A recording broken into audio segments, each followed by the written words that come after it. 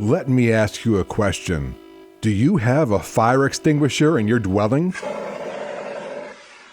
Do you wear your seatbelt when you get into your car? Why? You don't plan to have that souffle in the oven go up in flames. You don't expect to pull out of your driveway and drive into a tree, do you?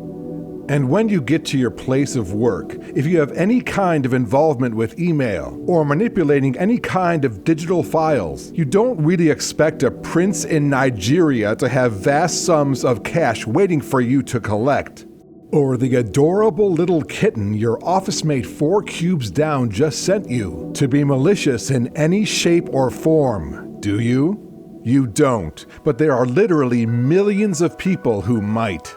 And there are thousands of people all over the world who are counting on people like you to click on the kitten or fall prey to the clicking curiosity on the link from their mysterious Nigerian benefactor. And no sooner than they can sigh with satisfaction from that adorable kitten, this begins to happen.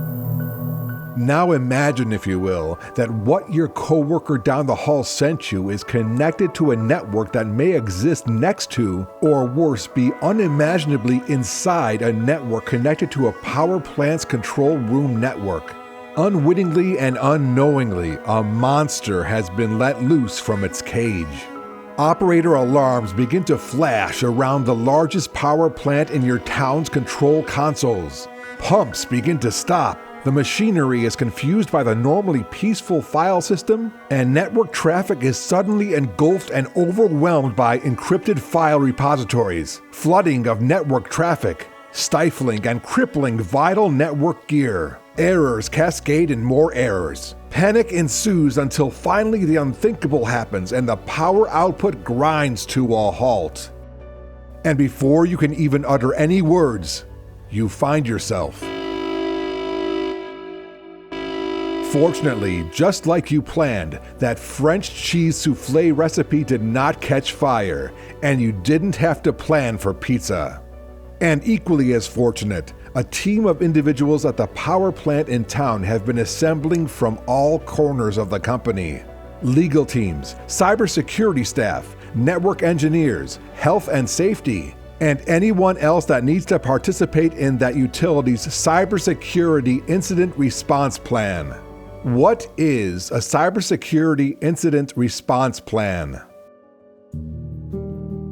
Much like a lighthouse in a stormy sea, guiding wayward ships and sailors to safe harbors, a Cybersecurity Incident Response Plan, or CSIRP, is a structured framework that guides incident handling efforts during and after a cyber attack. It enables security operations teams to effectively contain and mitigate active threats while providing protocols for post-incident analysis and implementing controls to prevent recurrence. Most organizations that operate and maintain networks, servers, computers, and cybersecurity measures and equipment typically have a Cybersecurity Incident Response Plan. All NERC-registered entities in all 3 impact criteria are required to compose and test their CSIRPs, and indeed many entities across the United States, Mexico, and Canada include various non-cyber-related events in their plans. Utilities can include in the response plan to include sabotage, theft, natural disasters, or criminal actions.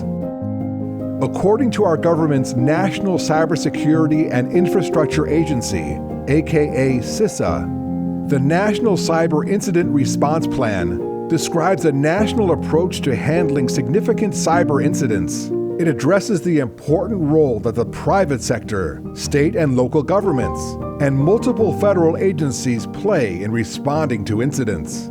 It also describes how the actions of all these stakeholders fit together to provide an integrated response. The NCIRP was first published in 2016 and serves as the nation's framework for coordinated response to significant cyber incidents. Since then, the cybersecurity threat landscape and the national response ecosystem have changed dramatically, resulting in a growing need to update this foundational document. Through the NSERP 2024 planning effort, CISA will address many of these changes while making the NSERP more inclusive of non-federal stakeholders and establishing a foundation for the continued evolution of the nation's capability to respond to and manage significant cyber incidents collectively.